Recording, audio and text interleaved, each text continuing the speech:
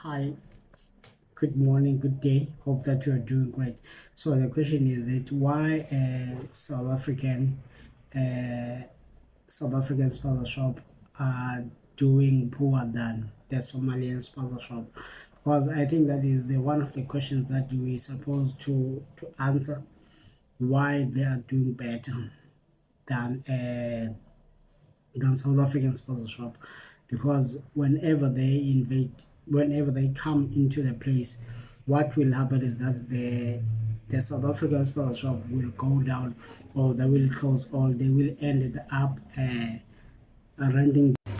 Awuthintele bafethu, even if we leave all this tuck shop for you guys, you will never work like us. Angeke nisebenze nendlela sisebenza ngayo thina.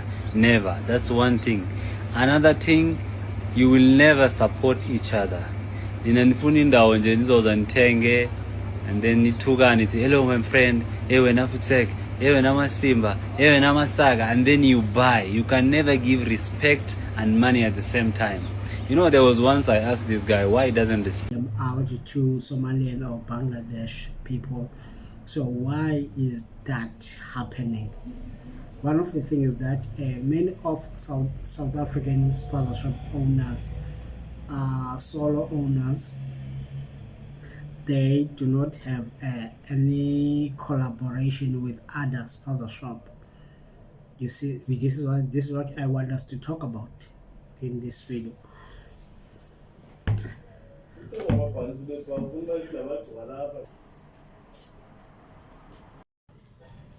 If you are new in this channel, please make sure that you like and you subscribe.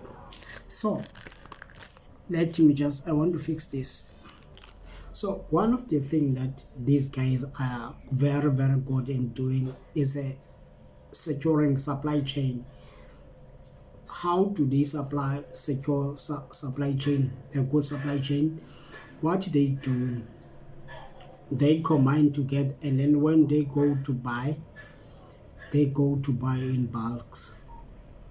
So that is where the South Africans spaza shop will be failing, because these guys, maybe they are combining maybe 20 of them going to buy for their shops.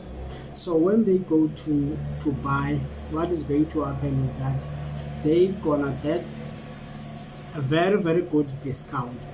And what will happen is ultimately their products are going to be cheap.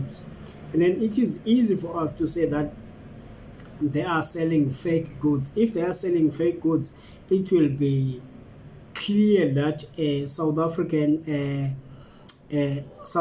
investigation unit or whatever is not cracking in that industry. Though there are some who are doing like fake goods, there are some, I'm not disputing that, but in general terms, that they are very good in terms of securing the bulk products. Like if they are going to buy the maize meal, they make sure that they secure a bulk, and then they will have their own distribution, maybe where their products are going to be distributed to their shops. Even if you see how their shop operate, those shops are closing very late, they open early. And then what they do, the person who is working in the shop will come, even if he does not know the language, he will come and then he will learn as he goes. Sometimes he will mess up changes.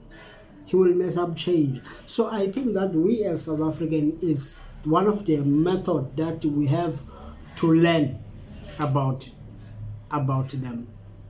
It's one of the methods that we have to learn so that we can be productive even in our spaza shop. So I think it's one of the things that we as South African will have to learn. The reason why your shop will be failing, it is because how you procure your goods. That is the first problem. How you buy your goods, it matters.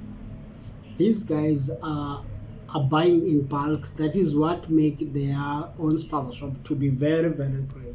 So I think this is one of the things that we must be look at.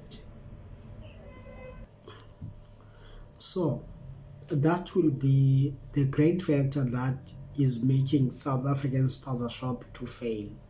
It is because they are combining their money and buying in bulks.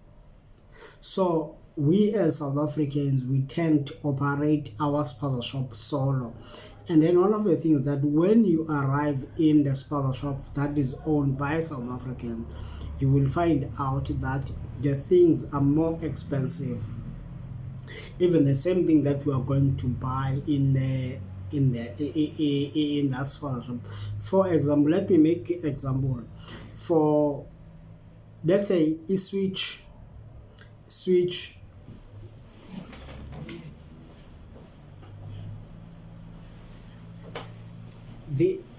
this energy drink in their spaza shop, you're going to get this thing with 10 rand. But when you go to a South African owned spaza shop, you will find out that this thing is 12 rand or 11 rand. Some of them you will find it 13 rand. So what you find that there's a lot of difference in terms of prices. It is because they buy in a great discount. So, and then when they buy in a great discount, they have a distribution center where their things are going to be distributed in their local shops. So when they reach, they sell with a low profit and for a long term. So when you look the work structure, you are looking at someone who come in the shop, who sleep in the shop, which is, there are hygiene purposes there. There are some things that we have to look about. Who sleep in the shop? They build the shop at the back. I mean, a bedroom at the back, and then they cook inside, and then they sleep inside. You find that this person is not going to get salary, is just going to stay here and be working here. So to us as South Africans, when we are doing the spaza shop, we want to get salaries, we want to get we also want to feed our families. So the advantage to them is that they don't pay salaries and they do not feed any family rather than the person who is in the shop. So the only person who's going to be eating is that person.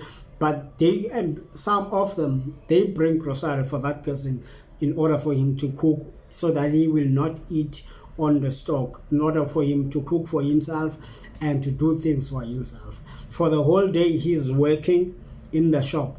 For the whole day he's working in the shop.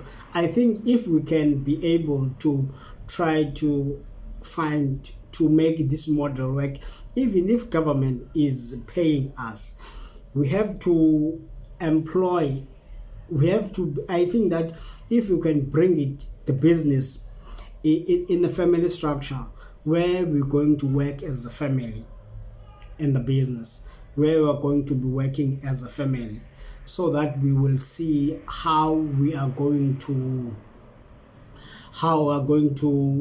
break the ceiling. Because the problem is that many people are not breaking the ceiling, because they're just hitting the ceiling because of expenses. You will find out that this shop is carrying a lot of expensive. It is carrying expensive of salaries, expensive of home keep up. So that is why you find that our spaza shop are failing, because of we do not have a supply chain that is reliable. Maybe if we go maybe to ShopRite, cash and carry, we don't buy in big bulks. You see, we don't buy in big bulks. So if we are able to buy in big bulks, that is where we're going to get a credit, or we're going to get a discount. So I think that is one of the contributing factors that make our spaza shop to fail.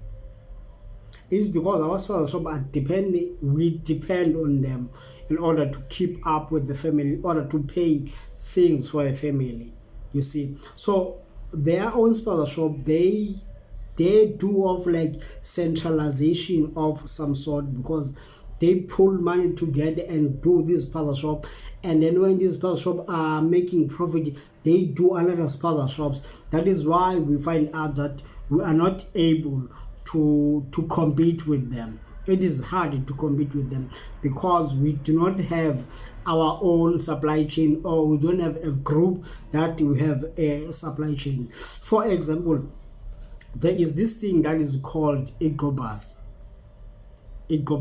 where people are putting money together and put that money in December, they're gonna buy food. So there is that thing. So I think like one of those things, like something sort of like that, where some of them, they have a deal with ShopRite, deal with USPA. So you'll find out USPA will be packing their orders. They will go and pay and list what they, USPA will pack their orders. And so I think that we need something like that. We already have a system, but we don't know how to implement it. Please make sure that you like and you subscribe to my channel. Thank you very much.